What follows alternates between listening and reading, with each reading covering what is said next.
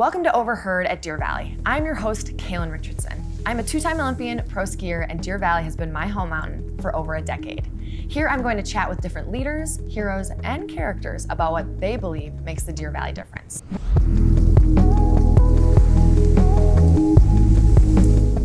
There are many Olympians that live in and around Park City, but very few legends. Today I have the privilege of speaking with someone truly extraordinary and no doubt a living legend, Chris Waddell. Chris is a Paralympic champion and record holder, Ski Hall of Famer, sought-after motivational speaker, and is part of the Ski with the Champion program right here at Deer Valley. Chris, welcome to the podcast. Thank you, Kaylin. Always nice to join you. Before we dive into your incredible career, I want to know, beyond the medals and the accolades, how do you describe yourself? How do I describe myself? That's an interesting one. I think some of this is hard, right? Because some of it's like former athlete, and then people are like, you're always an athlete. And I'm like, okay, maybe I'm an athlete. My business is speaking, writing, and television. So I've got that part down, but it seems like it always depends on which group I'm talking to. I love that. You're multifaceted. There you go. I would say that. You're also one of the most beautiful people in the world, according to People magazine. It's been a couple years. 1998, but yes. I think once an athlete, it's kind of like that once in People's Most Beautiful magazine, always one of the most attractive people in the world. Anyway, so I want you to give us a little Cliff Notes. You grew up back east. Give me a little bit of the highlights that brought you to Utah and here to Deer Valley. Yeah, so I grew up at a small little mountain, or two small little mountains in Massachusetts. Mount Tom, which was 680 feet of vertical, and then Berkshire East, which was like close to 1,000 maybe. Skied in college in Vermont, and then when I graduated, and actually I graduated from Middlebury College, which has the only skiing procession. So cap and gown procession, graduated, and then pretty much went to full-time athlete, competed in Albertville a month later, kind of thing. So it happened quickly. I was living in Colorado at the time, back and forth between Winter Park and then eventually in Vail. And I moved here in '99 because the games were coming here. So a friend of mine, I race wheelchairs as well, a friend of mine had worked with Coke in Atlanta in '96 and was a big part of the promotion. And as a Paralympic athlete, you feel a real sense of ownership of the sport, of the movement, and wanting to push it forward. And I felt like if I could be here, I could be a part of the lead up to the games. And it was just a great opportunity that way. So '99, you come here sort of as a precursor before the 2002 games, right, which is kind of full circle because we're having the games back here in 2034. We are, and it's really exciting. It's exciting to see that build up to the games. We have 9 years now too, which is a little bit more build up than we were seeing back in 2002. So we will see an influx of athletes. With my foundation, we do a school presentation called Name Tags about moving beyond the labels and limitations that we put on ourselves and others. And I'm bringing a bunch of Paralympic athletes into that program as well, which as we continue, it should get bigger and bigger as we get closer to 2034. And Deer Valley is an Olympic venue. It's your home mountain. And also, I've heard that it's a little bit something more special to you and that you got married here, correct? I got married here, yes, exactly. So I've been skiing here basically since I first started. And then my wife and I got married at the top of the Ruby Lift, looking out in Guardsman and that kind of thing, which was amazing. There was a fire that was happening and the rains came in and actually totally put it out. So it was a clear day. It was absolutely beautiful. Our dog is named Ruby because we made everybody ride the Ruby Lift. And then, so big connection to Deer Valley and absolutely love it. So when you ski Ruby Lift and maybe up Silver Strike Lift and you see that beautiful vista behind Cushing's cabin, do you think of your wedding or? I do, and when I'm doing I think it's still entertaining for the people that I ski with the Ski with the Champion program, but I do mention it, hey, we got married over there, our dog's name is Ruby, and so all of them know it, I think. I think that's great. I think that's a nice little bookmark to say, like, this is where I was married, now let's go ski.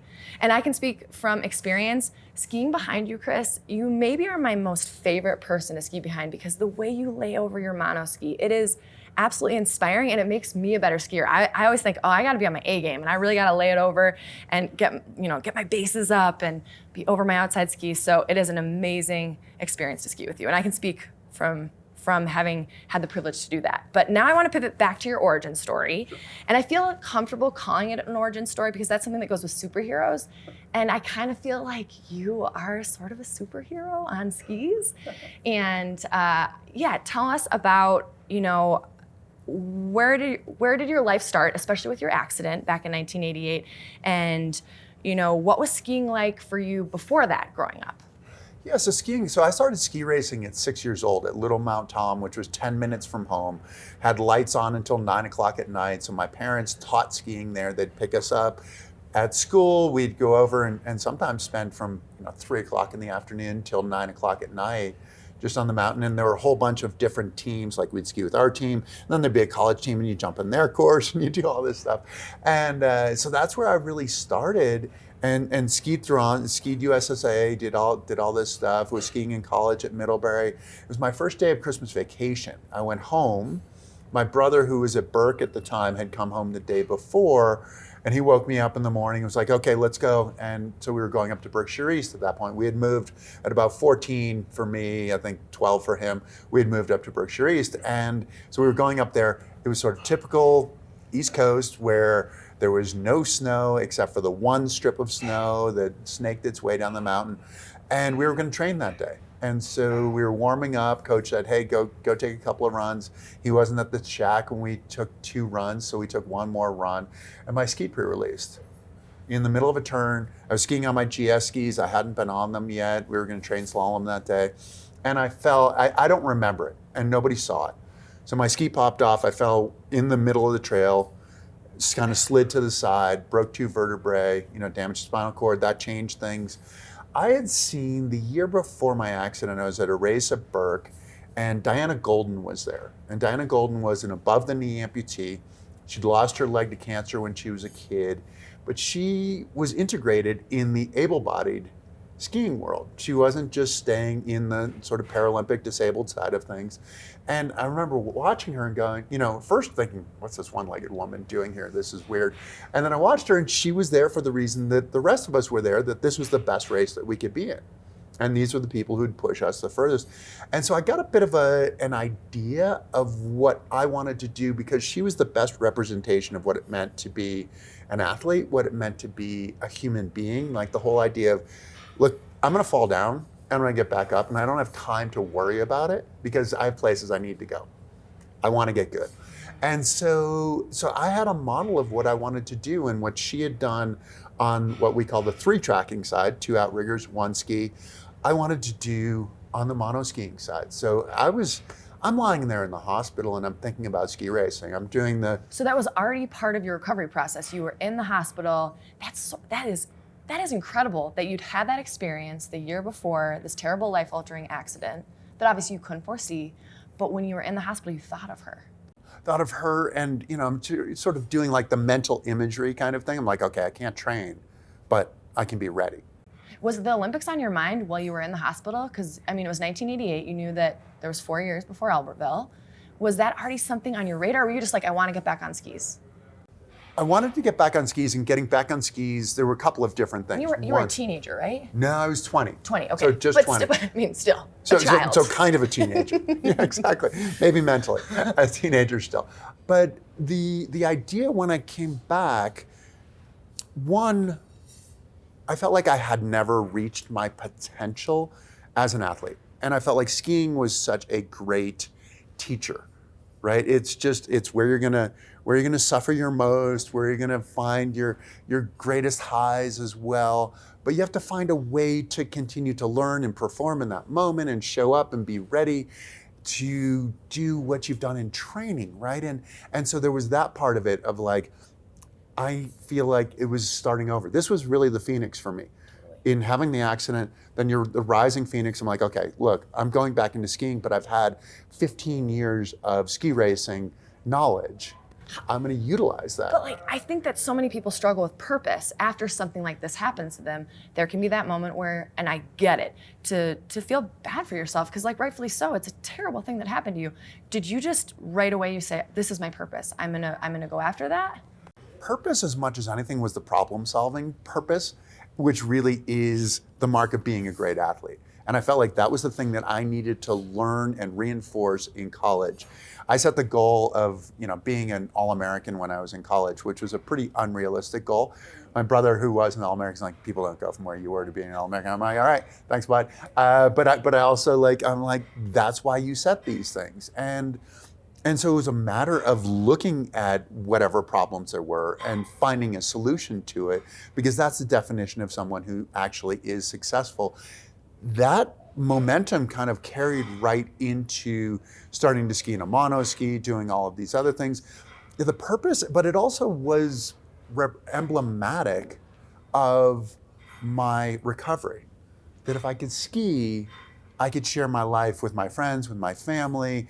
It wasn't like my life had changed. Mm-hmm. Totally. The way. Totally. You're like, what I love, I can still do, albeit in a slightly different vehicle, a monoski instead of being able-bodied. And by the way, just as like a little sidebar, is able-bodied, is that the correct term? Sure. Okay. Because it's one of those things where I think so many people are sensitive to that more now than ever. They never want to offend, but also you just need to ask, because I think it's things we need to talk about, right? And I think that you are an anomaly, because I think that you were already such a goal-oriented, driven young man at that point. So that lent itself for you to do such great things so quickly after such a tragic thing happened to you.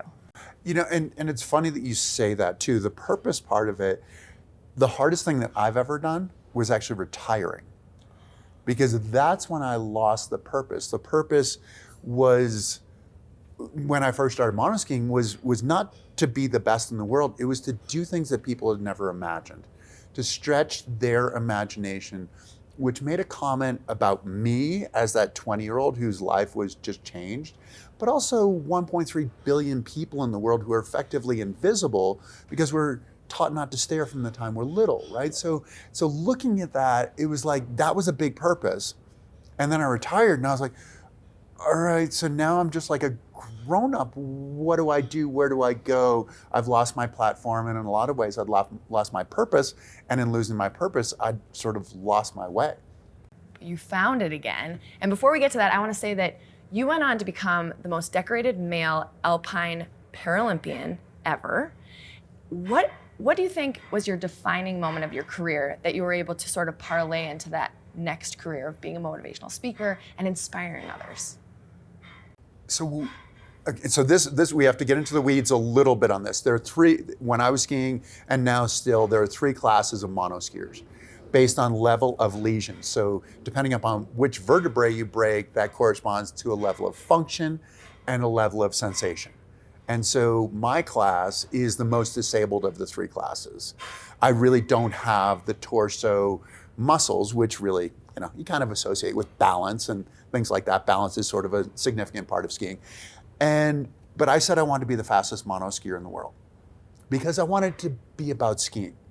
And you see this all the time, right? I mean, you see like the person, there's a tall person who's successful, there's a short person who's successful, there's not necessarily a body type that you look at and go, that's it, you're a skier. It's one of the best things about skiing is that I was like, it's expressive because it's so, how would I even say this? It's skill-based, but because so many body types, you can change the way you ski. And like, I'm really tall, I have more leverage, but then some that are more compact, they could be quicker. There's all these different things that go into a turn. You adapt to what you do well, and you develop and perfect your craft, which ultimately is the most enticing thing about skiing, is that you are perfecting your craft.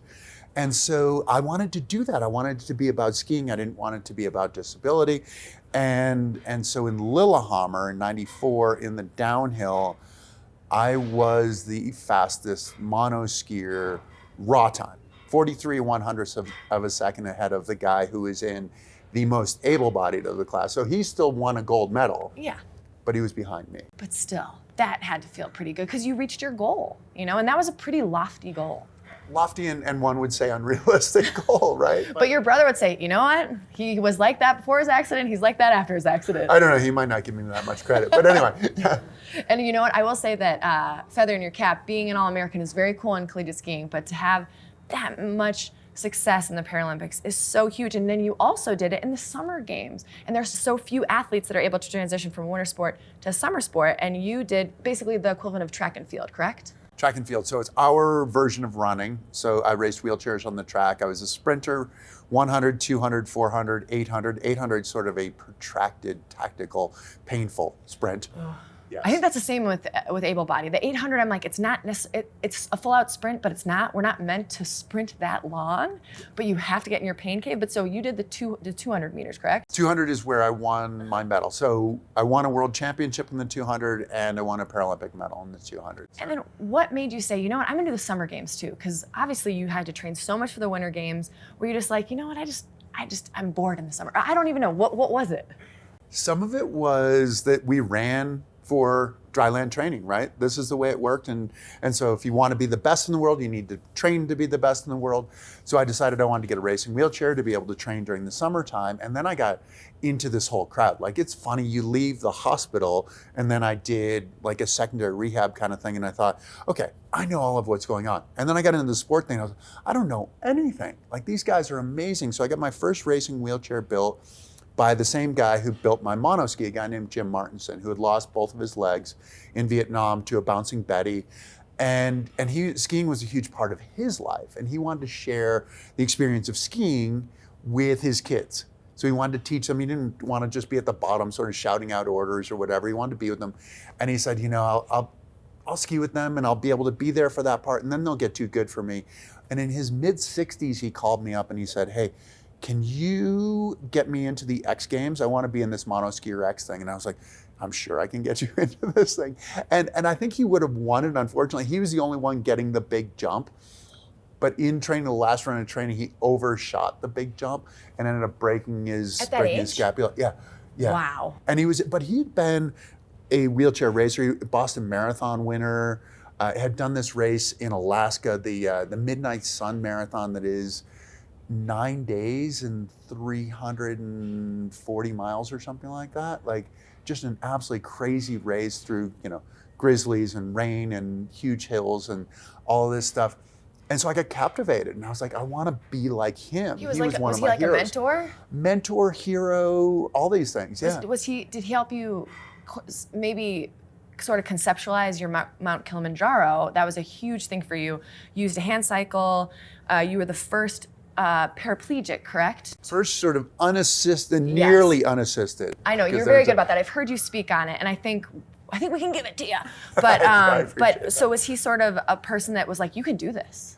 Yeah, and really just following by example more than anything. He's a guy, I mean, he's in his late 70s now, and he was calling him his nephews, but really I think they were like grandnephews. And they're like, Uncle Jim, you go bigger in the park than anybody. And it's like, he still is that guy. He's maintained this sense of like being a 15-year-old while he's in his late 70s and trying to, but it's also, you're trying to find a way to tell that story, to tell your story, but to tell the story of other people, which ultimately becomes a human story of like, we're often bound by our limitations, by the limitations that we put on ourselves, and crazy goals are a great way to figure out just how much we can really do. And I think that's a great way to say it, is that those crazy goals are, and I think it's almost to set you on that path. So when you set out to do Mount Kilimanjaro, which was a huge undertaking, and can you just explain to me what was the brainchild of that? And then after that huge challenge, what was the main takeaway? So I think that one, it was helpful for me, setting Kilimanjaro as a goal. This having difficulty after I retired, it gave me that purpose.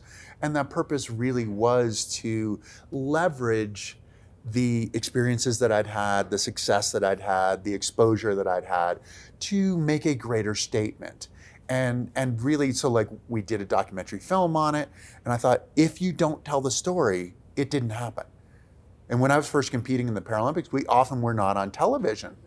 And so it's like, hey, what did you do? And it's like, oh, well, Lillehammer, I won all four races in Lillehammer. Oh, that's great for you. And You're it's like, that's a huge, and also you can't really be the sound of that, where you're like, you kind of need like a hype man, right? Where you're like, no, all four. Like, it's funny because people don't necessarily know the nuances when you're not the athlete that is at that caliber, but like, to win all four, that's so huge. Like, you need me to be there to be like, no guys, stop for a second. We need to digest this. Like every alpine event, Chris won at the Lillehammer Games, you know? And that's so that's why I felt like we had to tell the story, climbing the mountain. And, but it also, like, the picture of going 70 miles an hour on one ski doesn't fit with the picture of somebody in a wheelchair. The picture of somebody climbing to the top of a 19,000 foot mountain doesn't really fit as well. But I want to shift people's perspective a little bit. Our mission is to turn perception of disability upside down, and to see a person for the first time and to see their potential as opposed to seeing the limitations. And it translates into just about everything. I mean, we're in a polarized world right now. Can we see other people for who they really are as opposed to see them for their differences? And that's what I wanted to do. The biggest takeaway, that nobody climbs a mountain alone. I didn't do it alone. It certainly was, the greatest thing was to be able to share it with a bunch of friends.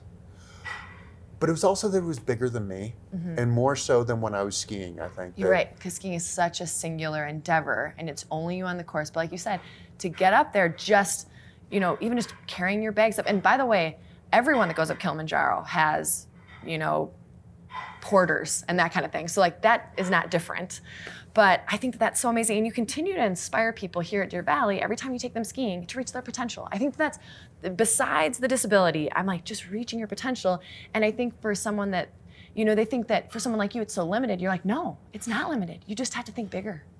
You do. It's where I forget that I'm sitting down, because the feeling of making a turn is the same as it was before. And the skis are a whole heck of a lot better than when I was skiing on 210 straight GS skis, Yeah.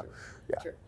And so when you take people skiing here with the Ski with the Champions program, and just to familiarize people with it, it's basically you get the chance to ski with an Olympian. And Chris, you are one of them. I'm also one of them. What is the experience that people get with you, and how do you tailor to their different abilities and what they want to get out of the day? I think, and you probably share this, that we get to appreciate the sport more the better we get. And we've had a lot of experience. We've watched a lot of video. We know the little things that can be super helpful in somebody having a great experience. That, to me, is one of the fun parts. We're on the mountain, though, too. And it's a social thing. It gets to be a little bit weird when it gets to be your job, that sometimes you're so concerned about not getting hurt or whatever that you don't get a chance to really just enjoy it and enjoy the social aspect of it, where you go, make some turns, get on the lift, get to talk it over, and then go do it again. This is where I got married. Let's have a great day together. And I think that one of the things you're so good is weaving your story, that there's so many amazing aspects of it, but then also your skiing just speaks for itself. Like when you ski, you're like, let's go up the trail, we can talk about something that's totally different than skiing, and you'll get such a rich experience from it. And then as far as adaptive skiing, it's come such a long way throughout your career. What advancements have made the sport more accessible? There have been a lot of technological advancements. It's a difficult sport in some ways because it's a small demographic, right? So you're not getting a lot of the economies of scale that you get in some of the other production, but we can also borrow from some of the things that are really taking advantage of that, the mountain biking world, the snowmobiling world, those kinds of things, to get some of these shocks. But we also get some people, like I ski with a company called Dyne Access. And the guy who developed this was an engineering professor at Lehigh. So he has the understanding of what's going on, flies planes, has an aeronautical engineering degree as well. So, which I think is kind of good, right? Because if you're doing well in that, I think that the ski should be okay. Aerodynamics is very important. I'm not falling out of the sky, right? Yes. So we're lucky to have some of these people who really come with a passion and a knowledge to be able to push the sport forward. It continues, that's the beauty of the generational part of it too, is you hope to stand on the shoulders of those who went before you. And the groups that I see now are definitely doing that. They're standing on the shoulders of those who went before, as I was able to stand on the shoulders of the Jim Martinsons and the Diana Goldens and those kinds of things. And they keep pushing the sport forward, but it's training too. And it keeps getting more and more professional and more competitive. And the more competitive it gets, the more you're forced to go and put a whole lot more effort in. That's so true. And what I'd say about you is it's palpable. I can feel that you're still so passionate about skiing and helping people find their purpose. What would be, if you had to distill it down to one piece of advice for someone that's facing a major life challenge, what would you tell them to reignite their purpose, their passion? Yeah, and which is interesting because I think it really is about that purpose and passion. It really is having a reason to move forward, right? For me, I think it really was about skiing, and skiing was something that I wanted to get back to, which meant that I spent a lot of time in the gym. I went to this secondary rehab place, and it was a holistic healing center, but it was also there were some traditional parts of it too. So I went into the weight room, and the guy who ran the weight room was like one of those 5'10", 210 kind of guys, just stretching the polo shirt over the biceps. And he said, well, what do you want to do? What are your goals? And I said, I don't care what you do to me. I just want to get better. And he kind of looked at me. He's like, what? And I was like, I don't care what you do to me. And he took me at my word. I mean, there were times that my workout was just doing pull-ups, but I'd have to start from the ground and climb a rope, and then you're doing regular pull-ups and then close grip and then chin-ups and doing all these things, and have to save a little bit because you have to get back down. Climb. He wasn't giving you any special treatments. No special treatment. I mean, he was there as a spot. Yes, it was definitely safe, but at the same time, I think that that's part of it, is having a reason, and whether it's for you, whether it's for your kids, whether whatever your why is, that's the thing that comes up when we want to quit, right? Is I want to quit, and it's like, well, what's my why? What's the reason that I want to keep going forward? Who do I need to honor? Is it myself? Is it my parents? Is it my kids? Is it, whatever it is. What's your why now, and what's the project you're most excited about moving forward? It's an interesting thing. I think that my why right now is I have like the full reminder in my office of like, be effective, efficient, and healthy. Healthy is one of the things that I'm really approaching right now, because I think that we see it in skiing, is that it's not just doing what you do, it's doing what you do better, being more efficient, economy of motion. I mean, I often tell people skiing is, it's a really simple sport if you do it well, because there are only so many things that go into making a turn, but we're really good at making it more complicated, which is life in general, right? And so the big part of the why, and I feel like my role in a lot of ways is to tell the story, whether on television, whether in these corporate speaking opportunities, whether speaking to school groups as well. And what I'm most excited about this year really is the health part of it. You'll see this as you get a little bit older. Careful there. As you get a little bit older, because you're still so young. Oh yeah, no, I completely commiserate, and I think you're right, because like health is wealth. Like if we can continue, and it's sometimes people think that that's self-serving, but especially for someone like you, if you can continue to be healthy, you can touch more people, you can do more projects, you can raise more awareness, and that is a gift to all of us. It really is, and some of it we have to get more strategic. When I retired, I said that I wanted to train to play and make my playing training, which sounded really good, except that now I'm seeing that I hadn't really been in the gym for a long time. And I go in and I'm not nearly as strong as I used to be, but as strong as I need to be. Because strength to weight is such a huge part of our lives, and maintaining that belief that we can do whatever we want to do and go have fun. Totally. If you use it, you don't lose it. And then as we wrap up, how can people stay abreast of what you're doing and know what you're working on? So obviously, website's a great place, chriswaddellinc.com. onerevolution.org is my foundation. We do some really cool stuff there. Instagram's a great place as well. So Chris Waddell Living It, with like little underscores in between each one.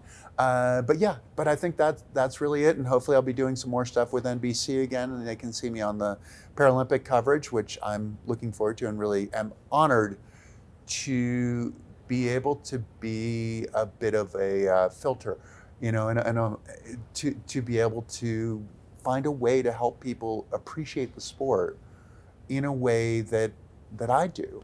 Yeah, you are a sound piece for that community that, like you said, they don't get heard, they don't get seen as much, and they should, because it's amazing. And I also want to say, if anyone wants to ski with you, they should go to deervalley.com, look up Ski with a Champion, and book a day skiing with you, because you won't regret it. It will be life-changing. Even I think that it's worth it just to sit on the chairlift with you and be like, all right, give me some life coaching. I feel like I'm lucky that I just got to speak with you right here. And then, Well, this is the Mutual Admiration Society here, because obviously it's the same way getting to ski with you and getting to talk with you. well, thanks. Well, Chris, thank you so much for being so generous with your time and so open about your life. Because I think that that's something that will encourage people to speak to people with disabilities or anyone, or even just be more open about their own life, because everyone can benefit from your story in a profound way. Cool. And listeners, I want to thank you for tuning in. If you find yourself on a road trip or working out and in need of some riveting conversation with some of the incredible people that make our resort so special, subscribe to OverHerd at Deer Valley. Until next time, see you on the slopes.